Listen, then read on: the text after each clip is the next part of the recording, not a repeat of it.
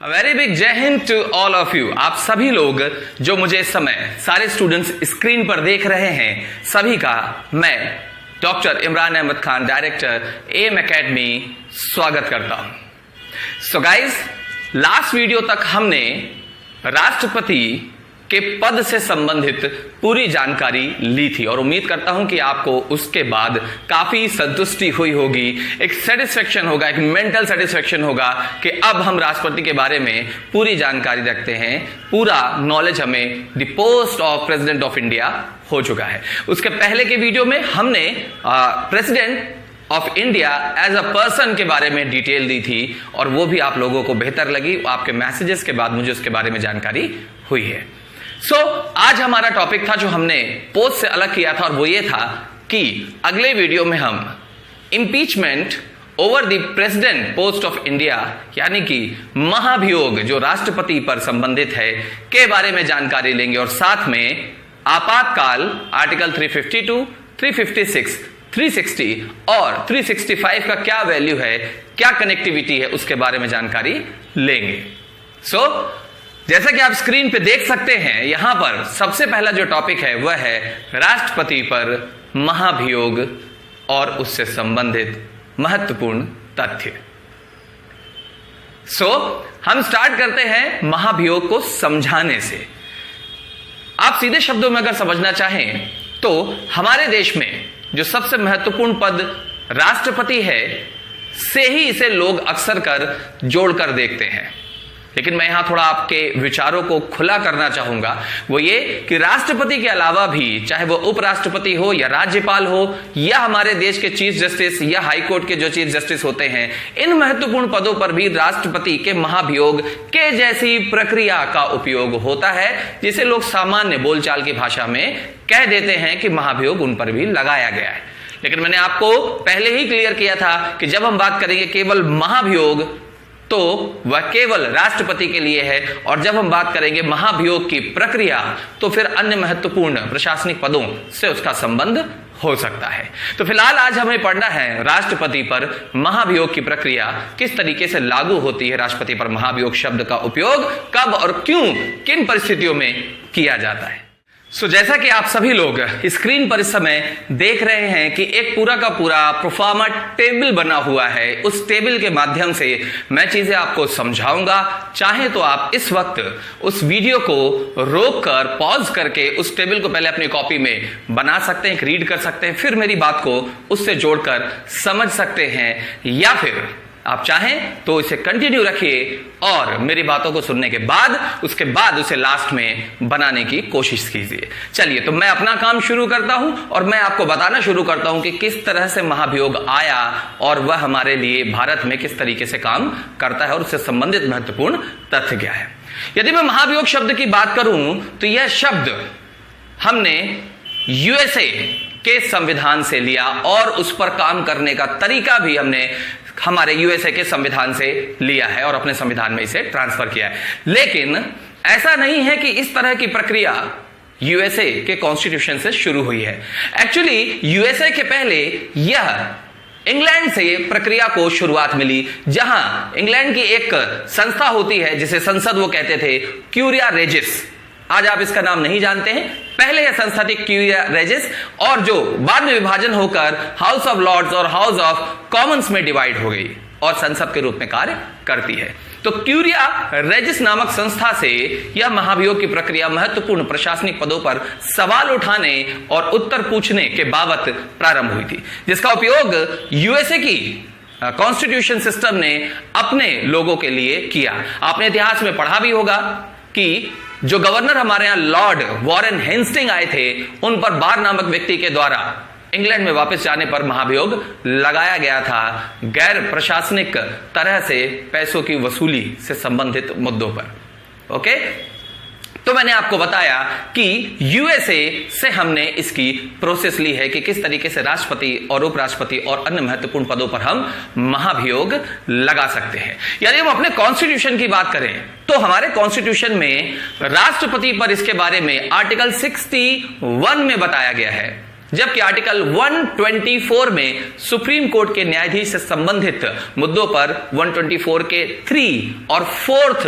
Point पर इसके बारे में बात की गई है। जबकि हम बात करें हाई कोर्ट के जज से संबंधित, तो हाई कोर्ट के जज से संबंधित मामले में आर्टिकल नंबर 217 और 218 में इसके बारे में जानकारी मिलती है। मतलब टोटल मिलाकर हमारे पास बेसिकली 4 ऐसे अनुच्छेद हैं, आर्टिकल्स हैं, जहां पर हमें महाभियोग से संबंधित डिटेलिंग मूल रूप से मिलती है।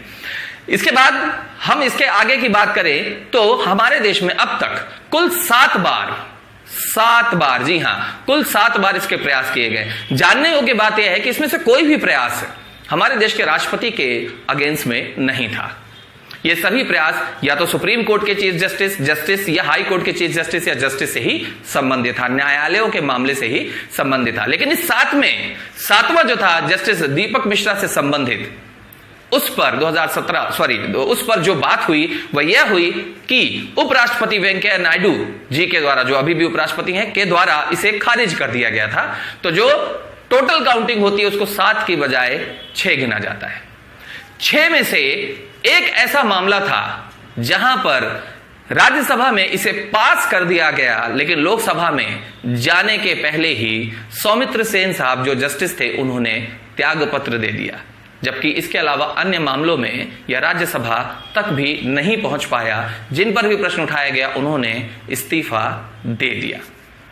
बी रामास्वामी का मामला एक ऐतिहासिक मामला है जहां पर प्रक्रिया प्रारंभ हो गई थी, लेकिन राज्यसभा से ही उन्हें क्लीन चिट मिल गई, वोटिंग उनके फेवर में आ गई, जिसकी वजह से मामला आगे नहीं बढ़ा।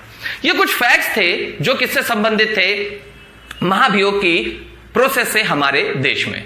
अब जब ये सारी बातें आपने सुनी होंगी तो बहुत उलझन से आपको लग रही होगी। जानते हैं क्यों? क्योंकि अभी तक आपको नहीं पता कि महाभियोग किस तरह से लगाया जाता है और कैसे प्रोसीड होता है। ऐसा मैंने इसलिए किया ताकि आप उस चीज की वैल्यू को समझें जो अब मैं आपको बताने वाला हूं। मलहम का महत्व तब ज्यादा होता है जब हमारे शरीर में उसकी आवश्यकता होती है, हमें चोट लग गई होती है। वैसे तो वो पड़ा पड़ा फिर रहा होता है। वही मैंने भी किया है, थोड़ा उल्टा लेकर चला हूं। अब आप समझिए कि महाभियोग की प्रक्रिया को किस तरीके से हम अपने देश में प्रोसीड करते हैं। तो याद रखिए, राष्ट्रपति को चुनने का जो मूल अधिकार होता है वह संसद के दोनों सदनों के पास होता है। नो डाउट कि विधानसभा के निर्वाचित सदस्य भी उनको वोट देते हैं, लेकिन बेसिक जो पावर होता है मेन, वो होता है संसद के पास, यानी राज्यसभा और लोकसभा के सभी निर्वाचित सदस्य। संसद का उन पर पावर होता है और राज्यसभा लोकसभा के सदस्य इनके मतदान में भी वोटिंग करते हैं, निर्वाचित सदस्य, और जब इन पर महाभियोग की बात आती है तब पर भी वोटिंग करते हैं। अब मन में एक प्रश्न आता है कि ये वोटिंग पहले राज्यसभा में होगी या लोकसभा में? तो मैं आपको यहां क्लियर करना चाहूंगा, राज्यसभा या लोकसभा दोनों में से किसी भी एक प्लेटफॉर्म पर, किसी भी एक सदन पर यह प्रोसेस चालू की जा सकती है। कोई कंपल्सन नहीं है। जैसे हम धन विधेयक की बात करते हैं तो कंपल्सन हो जाता है कि वो लोकसभा में ही आएगा पहले, लेकिन जब हम बात इसकी कर रहे हैं कि राष्ट्रपति पर महाभियोग, इंपीचमेंट लगेगा, तो वह दोनों में से किसी भी सदन में स्टार्ट किया जा सकता है, जिसके बाद वो अगले चरण में, अगले सदन में जाता है। ठीक है, फॉर एग्जाम्पल हम ये मान लेते हैं कि हमने इसे लोकसभा से शुरू किया, तो याद रखिए जिस भी सदन में इसे चालू करना है उस सदन की कुल संख्या के 1/4 सदस्य, 1/4 मेंबर्स को एक लिस्टिंग करके पूरा डिटेलिंग देकर उस पत्र में वो 1/4 सदस्यों के हस्ताक्षर लेकर राष्ट्रपति के पास भेजना पड़ेगा। और जब वह राष्ट्रपति के पास उस लेटर और सूचना को भेजेंगे कि हम आप पर इन इन कारणों से महाभियोग का प्रस्ताव ला रहे हैं, तब उसके 14 दिन बाद, जी हां, समझने वाली बात यह है, इसको काउंट करिएगा कि मैंने बात करी कि 1/4 सदस्यों के हस्ताक्षर होने चाहिए और उसके 14 दिन बाद, आप समझ गए होंगे कि मैंने क्यों किया, उसके 14 दिन बाद ही वह प्रक्रिया उस सदन में शुरू की जा सकती है। हमने एग्जाम्पल के तौर पर क्या लिया है, लोकसभा पर यह बात प्रारंभ हुई है। तो लोकसभा में अब 14 दिन के बाद जब उस प्रस्ताव को लाया जाएगा तो उस पर बहस होगी, बातचीत होगी और फिर वोटिंग होगी।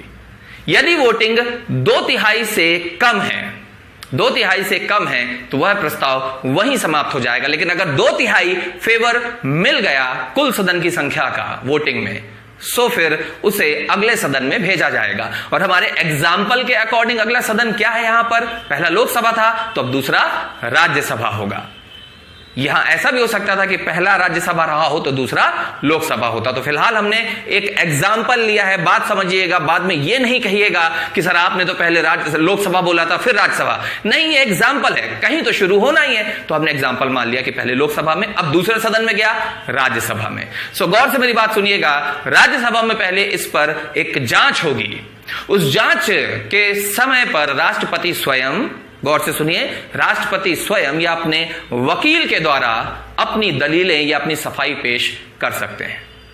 और उस जांच के बाद वोटिंग होगी उसकी डिटेलिंग पर, और वोटिंग 2/3 बहुमत वाली हुई तो राष्ट्रपति पर महाभियोग सिद्ध हो जाएगा। लेकिन यदि राष्ट्रपति पर महाभियोग सिद्ध होने यानी 2/3 वोटिंग होने के पहले राष्ट्रपति जी इस्तीफा दे देंगे तो वह पूरी प्रक्रिया शून्य हो जाएगी, मतलब फिर कोई भी बात नहीं की जाएगी उन पर। So this was about the impeachment over the post of president of India. उम्मीद करता हूं कि आप उसे बहुत अच्छे से समझ गए होंगे। Now my beautiful audience, my extremely talented students, now this is time to switch for next topic, and that next topic is आपातकाल emergency। अब इस शब्द में गहराई में घुसने से पहले कुछ ऐसी समस्याओं के बारे में मैं आपसे बात करूंगा जो इस टॉपिक को लेकर ऑलमोस्ट सभी ऐसे बच्चों को होती है जो इसे शुरू करते हैं, और कई तो ऐसे भी लोगों को होती है जिन्हें केवल फैक्ट्स याद होते हैं। और वो बात क्या है कि कब हम आपातकाल की बात करते हैं और कब हम राष्ट्रीय आपात की बात करते हैं। आपातकाल और राष्ट्रपति शासन। कई सारे स्टूडेंट्स को यह लगता है कि ये दोनों ही शब्द एक हैं। बिल्कुल गलत है। अगर आप स्क्रीन में देखें तो आपको एक सिंपल सा स्ट्रक्चर मिल रहा है जिसमें हमने 3 आर्टिकल्स के बारे में बात की। आर्टिकल नंबर 352, आर्टिकल 356 और आर्टिकल 360। जहां आर्टिकल 356 के साथ में कनेक्टिविटी है आर्टिकल नंबर 365 की, तो उसके बारे में हम बाद में बात करेंगे। पहले हम इस बात को समझे, जब हम आपातकाल बोलते हैं तो यह बात होती है आर्टिकल 352 की, और जब हम राष्ट्रपति शासन बोलते हैं तो यह बात होती है आर्टिकल 356 की। और जब हम बात 360 की करते हैं तो हमारा नंबर सिस्टम बोलता है कि वहां 00 मतलब पैसा, फाइनेंशियल इमरजेंसी यानी वित्तीय आपात के बारे में बात हो रही है। ओके, चलिए अब दोनों को हमको समझना कैसे है, जरा अच्छे से समझना आप इसको बात को। जब हमने आपातकाल बोला तो इसे हम राष्ट्रीय आपात, नेशनल इमरजेंसी भी कह सकते हैं। मतलब अगर इमरजेंसी के आगे कोई वर्ड हम नहीं लगा रहे हैं तो वो नेशनल लेवल की होगी, केंद्र स्तर की होगी, जो पूरे देश पर लागू होगी। लेकिन जब बात केवल राज्य की आएगी तो हम राष्ट्रपति वर्ड का यूज करेंगे। अब एक दिमाग में छोटा सा क्वेश्चन आता है कि जब हम पूरे कंट्री की बात कर रहे हैं तो वहां भी जो आपातकाल लगता है उसकी घोषणा भी राष्ट्रपति करेंगे, तो फिर जब राज्य का मामला आता है तो वहां पर राष्ट्रपति शासन क्यों कहा जाता है? तो मैं आपको क्लेरिफाई करना चाहूंगा कि भाई हमको पता है कि देश में तो पहले ही शासन किसके नाम से चल रहा है? राष्ट्रपति के। तो वो तो वैसे भी शासन राष्ट्रपति के नाम से ही चल रहा है, तो राष्ट्रपति ने आपातकाल घोषित कर दिया, तो कुछ नया नहीं हुआ। लेकिन राज्य की जब बात होती है तो राज्य का काम राष्ट्रपति ने किसको दिया था? राज्यपाल को, राज्यपाल को। और जब राज्यपाल संवैधानिक तरीके से अपनी चीजों को नहीं संभाल पाएंगे तब राष्ट्रपति जी का शासन लागू हो रहा है। इसलिए जब राज्य के ऊपर बात आती है तो राष्ट्रपति शासन, और जब स्टेट के ऊपर बात है तो ऑब्वियसली इसे केवल आपातकाल या नेशनल इमरजेंसी, राष्ट्रीय आपात कह सकते हैं। राज्य वाले को राज्य की आपात भी कहा जा सकता है। उम्मीद मैं करता हूं कि आप इस बात को थोड़ा समझ पाए होंगे कि मैं आपको समझाना क्या चाह रहा हूं। क्यों? क्योंकि वो आपकी समस्या बनी हुई थी। ओके, चलिए अब एक एक करके हम तीनों आर्टिकल को समझने की कोशिश करते हैं। आप स्क्रीन से देखकर उसे अच्छे से समझ सकते हैं। सबसे पहली बात तो मैं आपको यह बताना चाहूंगा कि तीनों चीजों की व्यवस्थाएं, तीनों स्थितियों की व्यवस्थाएं हमने ली कहां से। जी हां, यह भी हमारे कॉन्स्टिट्यूशन के 25% वाले पार्ट से आता है, जिसे स्वर्गीय श्री भीमराव अंबेडकर जी के द्वारा संविधान की रचना करते समय दुनिया के दूसरे देशों के बेहतरीन हिस्सों से उसे लिया गया था संविधान के। ओके, सो आर्टिकल 352 और आर्टिकल 356 ये राज्य और राष्ट्र आपात से संबंधित है। इन दोनों ही आर्टिकल्स को, इस व्यवस्था को हमने जर्मनी से लिया है। जबकि जब बात पैसे की आती, वित्त की आती, फाइनेंस की आती है, तो दुनिया में सबसे ज्यादा फाइनेंशियली मजबूत देश है, कमांडिंग कंट्री है यूएसए। इसका मतलब कि उनकी व्यवस्था अच्छी है तो हमने उसे यूएसए से लिया है। अब अगर आप आर्टिकल 352 की तरफ देखेंगे, राष्ट्रीय आपात की तरफ, नेशनल इमरजेंसी की तरफ, तो उसकी 3 कंडीशंस बताई गई हैं। पहली कंडीशन एक होती है जो लिखी हुई है, वह है कि युद्ध की स्थिति हो जाए, युद्ध की स्थिति, वॉर बैटल कंडीशंस। दूसरा, बाहरी आक्रमण हुआ हो तब, और तीसरा, जब आंतरिक सशस्त्र विद्रोह हो गया हो। याद रखिए, before 1978, before 44th constitutional amendment, यह स्थिति थी केवल आंतरिक विद्रोह की। क्या स्थिति थी? आंतरिक विद्रोह की, आंतरिक विद्रोह की। यहां पर कहीं पर भी सशस्त्र, किसका? आर्मफुल, सशस्त्र शब्द का उपयोग नहीं किया गया था। लेकिन 1978 में 44वें संविधान संशोधन से इस वर्ड को ऐड ऑन कर दिया गया और कहा गया आंतरिक सशस्त्र विद्रोह की स्थिति में।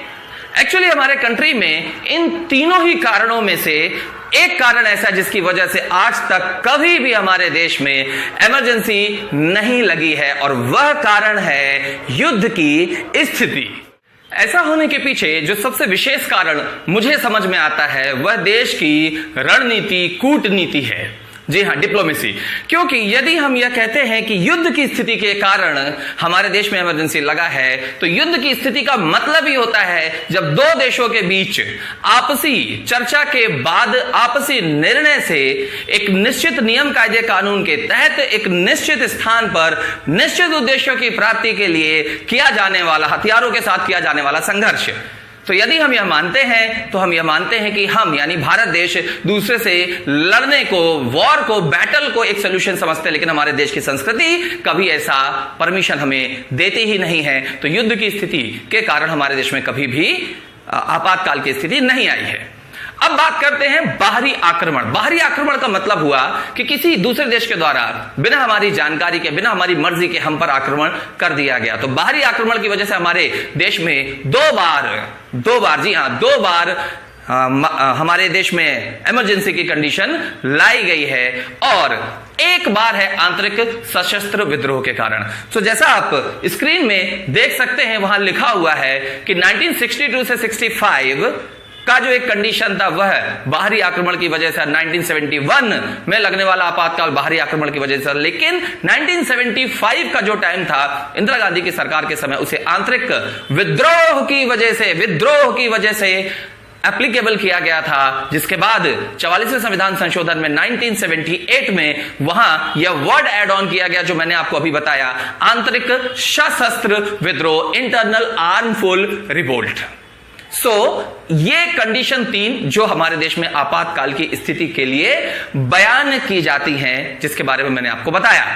अब हम स्विच करते हैं राजकीय, यानी कि स्टेट इमरजेंसी, जिसे हम प्रेसिडेंशियल रूल यानी राष्ट्रपति शासन भी कहते हैं। देखिए, इसका एक ही आधार होता है। यदि राज्य को संभालने वाला राज्यपाल यानी गवर्नर राष्ट्रपति से यह कहता है अपनी तरफ से, खुद निर्णय पर, कि मेरे राज्य का संवैधानिक तंत्र विफल हो गया, यानी कॉन्स्टिट्यूशनल सिस्टम फेल हो गया है, और आप आकर मेरे राज्य के शासन को संभालिए। ये जो मैंने बात बोली, इसको जरा समझना है आपको कि यह बात गवर्नर की तरफ से प्रेसिडेंट को कही गई है। यह बात आर्टिकल 356 में बताई गई है। लेकिन अगर ऐसा हो कि गवर्नर ने नहीं बोला और वो कोशिश कर रहा है, लेकिन प्रेसिडेंट को यह लगता है कि इनके राज्य का संवैधानिक तंत्र विफल हो गया है, अब मुझे राष्ट्रपति शासन लगाकर चीजें अपने हैंडओवर कर लेनी चाहिए, तब प्रेसिडेंट बताएगा किसको? गवर्नर को। यह बात बोली गई आर्टिकल 365 में। कहने का मतलब, जब गवर्नर राष्ट्रपति को कहेंगे, राज्यपाल राष्ट्रपति को कहेंगे, तो आर्टिकल 356 की बात होगी। और जब प्रेसिडेंट स्वविवेक यानी सेल्फ डिसीजन के आधार पे राज्य में राष्ट्रपति शासन लगाना चाहते हैं, तो यह बात आर्टिकल 365 की होती। देखिए 56 का जस्ट उल्टा 65, यानी जो बात सीधी गई थी वही उल्टी आ गई। तो यह कहलाता है क्या? राज्य का राष्ट्रपति शासन यानी स्टेट इमरजेंसी। अब इसके भी कुछ फैक्ट्स हैं कि सबसे पहले यह इमरजेंसी हमारे यहां पंजाब राज्य पे लगाई गई थी। उसके बाद सबसे लंबे समय के लिए अगर किसी राज्य में इमरजेंसी लगी है, प्रेसिडेंशियल रूल लगा है, तो वह जम्मू एंड कश्मीर है। और सबसे ज्यादा बार ओवरऑल मणिपुर में, सबसे ज्यादा बार 10 बार मेरी जानकारी में मणिपुर में राष्ट्रपति शासन लगाया गया है। So this is all about the presidential rule, article number 356 and connected to the 365. Now switch to next, which is very small and simple, वित्तीय आपात यानी फाइनेंशियल इमरजेंसी। वित्तीय आपात का सीधा मतलब आप भी समझ रहे हैं कि पैसे से संबंधित मामला है। यानी ऐसी स्थिति जब देश में प्रेसिडेंट को, राष्ट्रपति को, जो देश का मूल है, उसे लगने लगे कि पैसे की स्थिति हमारे यहां बैलेंस डिस्टर्ब हो गया है, तो वह राष्ट्रपति शासन की फाइनेंशियल इमरजेंसी की घोषणा कर सकते हैं। जी हां, उनको किसी से सजेशन लेने की जरूरत नहीं है। जब वो उनको खुद यह महसूस होगा, तो आर्टिकल 360 के तहत अपने शक्तियों का उपयोग करते हुए वे देश में इमरजेंसी, कौन सी? फाइनेंशियल इमरजेंसी, वित्तीय आपात की घोषणा कर सकते हैं। और उसे हटाने के लिए भी उनको किसी से पूछने की जरूरत नहीं है, वह अपने निर्णय पर उसे सीधे सीधे हटा भी सकते हैं। लेकिन यदि एक बार घोषणा कर दी तो उसे मिनिमम 2 माह के लिए लगाना ही पड़ेगा। जानने योग्य बात यह है कि राष्ट्रपति जब अपनी तरफ से फाइनेंशियल इमरजेंसी की घोषणा करते हैं, तो उस वक्त पर देश में हर नौकरी से उनका वेतन कट करवाने की पावर राष्ट्रपति के पास होती है, लेकिन राष्ट्रपति के पद से कोई भी सैलरी कटिंग नहीं होती। हां, ये उनका अपना स्वविचार होता है, वह उनकी स्वतंत्रता की, वह चाहें तो डिडक्शन करवा सकते हैं, लेकिन संविधान ऐसा नहीं करता है अपनी तरफ से, वह निर्णय की स्वतंत्रता उन पर छोड़ता है। लेकिन देश के अन्य पदों से, देश के अन्य नौकरियों में से सैलरी की, वेतन की कटिंग हो सकती, सैलरी कटिंग हो सकती है।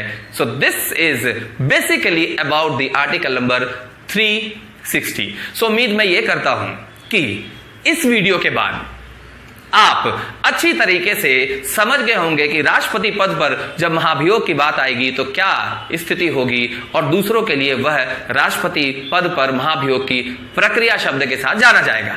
और उसकी डिटेलिंग भी आपने पढ़ी, और उसके बाद आपने सेकंड पार्ट में यह देख लिया कि किस तरीके से 352, 56 और 360 प्लस 365 इमरजेंसी हमारे देश में कैसे, कब और कहां लागू की गई, उस संदर्भ में डिटेल और उससे संबंधित फैक्ट्स भी आपको मैंने बता दिए। इससे ज्यादा अगर आप नॉलेज लेना चाहते हैं तो इन आधार को लेकर, इन बेसिस को लेकर आप बेहतरीन और बड़ी किताबों में भी जाकर उसका स्टडी कर सकते हैं। और अगर कोई क्वेश्चन, कोई डाउट आपके मन में आता है तो व्हाट्सएप नंबर दे रहा है, आप इस नंबर पर मुझसे अपनी जानकारी शेयर कर सकते हैं और प्रश्न भी पूछ सकते हैं। आज के वीडियो में बस इतना ही, इस उम्मीद के साथ कि आप अपनी स्टडी को कंटिन्यूअस कर रहे होंगे, क्योंकि निरंतरता ही आपकी सफलता का पहला आधार बनेगी।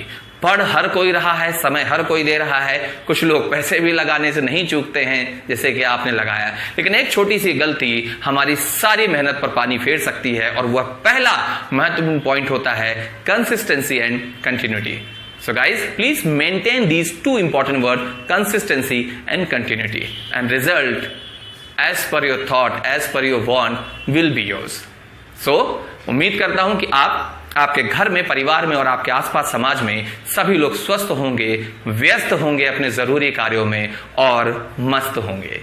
इस उम्मीद के साथ नेक्स्ट वीडियो में हम फिर मिलते हैं। इस वीडियो में इतना ही। अपनी पढ़ाई को जारी रखिए। मुझे इजाजत दीजिए। Thank you so much. Jai Hind to all of you.